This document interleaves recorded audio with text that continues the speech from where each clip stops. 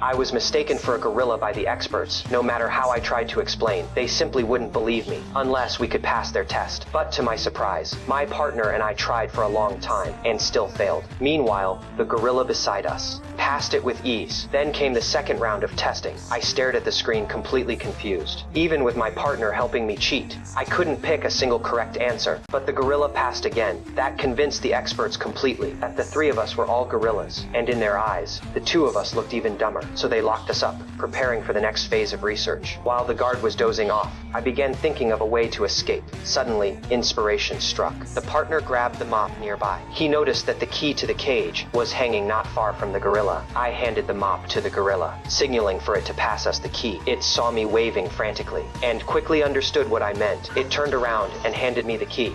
But just as I opened the cage, the key slipped and hit the ground, waking the nearby guard. Unexpectedly, the gorilla knocked the guard out with a mop, and just like that, we successfully escaped. The gorilla treated me like one of its own, and motioned for me to follow. But deep down, I knew I couldn't go with it, or I'd officially become a real gorilla. We walked for who knows how long, arguing non-stop, exhausted and starving. But luckily, I discovered a primitive tribe. We rushed over, hoping to find some water. But when the tribespeople saw two gorillas, they were terrified. I was focused only on the drinking water, unaware that we had trespassed into their village, and were seen as enemies.